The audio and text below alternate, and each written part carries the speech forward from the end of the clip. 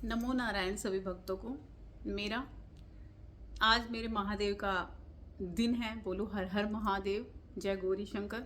वैसे महादेव के तो सारे ही दिन होते हैं, लेकिन ये स्पेशल डे होता है। मैंने मतलब अभी कुछ टाइम पहले एक कार्मिक कर्मा पे ना वीडियो बनाई थी, तो कुछ पॉइंट मैंने रखे थे, कुछ रह गए थे।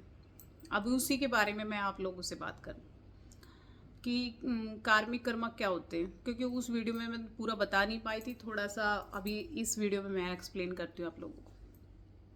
कार्मिक कर्म क्या होते हैं? कार्मिक कर्म हमारे, देखो हमने ना पिछला जन्म देखा ना आगे का जन्म देखा है, लेकिन जब अगर बच्चा मतलब पैदा होता है, और वो जो पैदा होता है और वो मतलब कोई उसको ऐसी कोई बीमारी लग जाती है, या फिर वो हैंडीकैप टाइप मतलब हो जाता है, मतलब बच्चे का हाथ पैर काम नहीं करते, तो हम क्या बोलते हैं, यार पीछे जन्म का कुछ होगा इसके साथ में। तभी तो बच्चे को इतने दुख, वो तो बच्चा आके इसमें कोई बुरा नहीं कर रहा है कि जैसे वो पैदा नहीं हुआ उससे पहले उसको प्रॉब्लम सर होगी।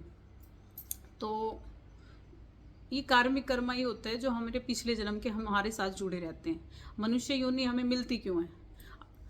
देखो मनुष्य का जन्म तो जन्म लेते ही मतलब पीड़ा प्रॉब्लम सब शुरू हो जाती है, और मरते हैं तब तक रहती है।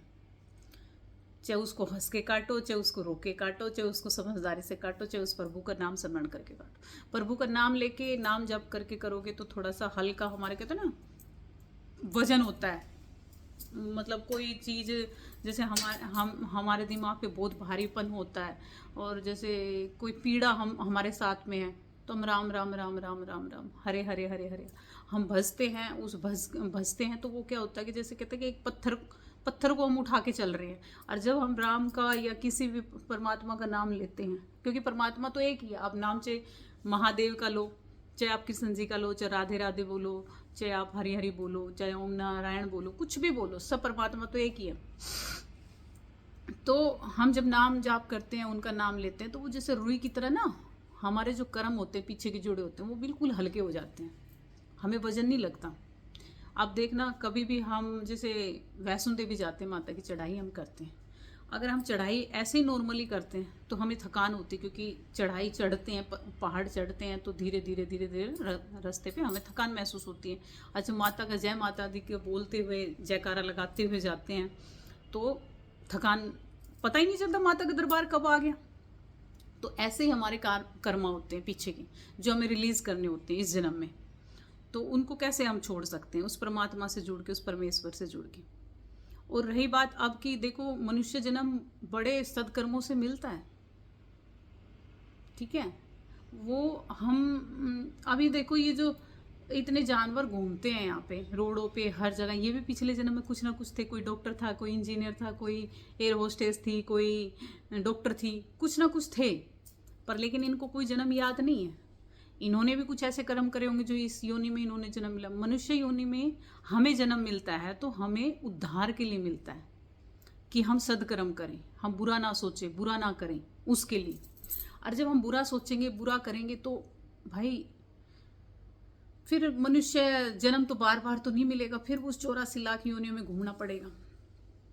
तो हमें क्या करना चाहिए?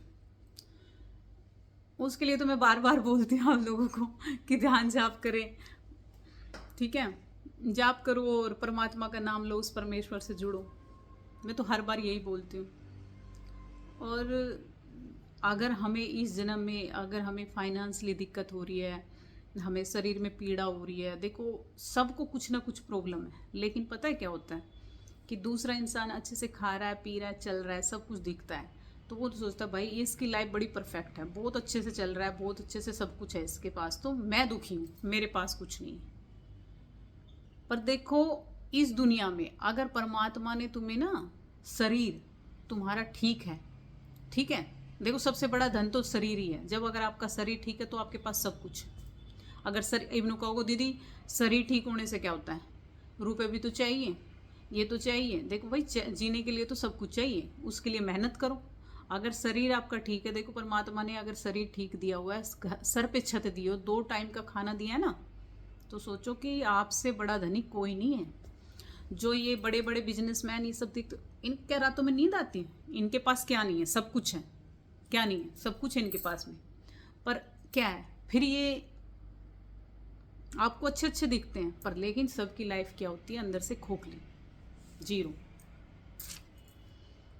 तो इससे बचने के लिए हमें क्या करना चाहिए? शांत मन से उस परमात्मा का नाम जाप ध्यान करना चाहिए, जिससे हमारा मन भी शांत और दिमाग भी शांत हो, तनावग्रस्त हम हैं और उस तनाव से हमें निजात मिले।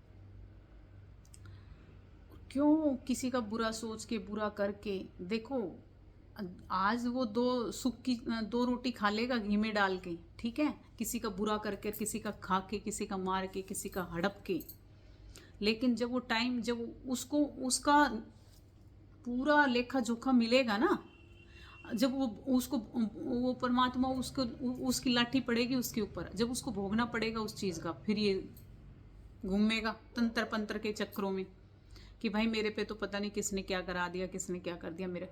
पर उस परमात्मा की लाठी पड़ेगी तो भाई उससे कौन बचाएगा? तुम अपने सदकर्म करो ना अभी से। क्यों किसी के बारे में सोचना? क्यों किसी का बुरा करना?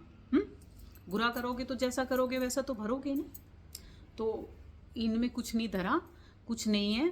तो सबसे अच्छा है अपना, जब भी मन उदास हो, अशांत हो, कुछ भी हो, चाहे मंदिर में जाओ, चाहे आप घर में बैठो, थोड़ी सी देर उस परमात्मा का नाम लो, नाम जाप ध्यान करो, ठीक है।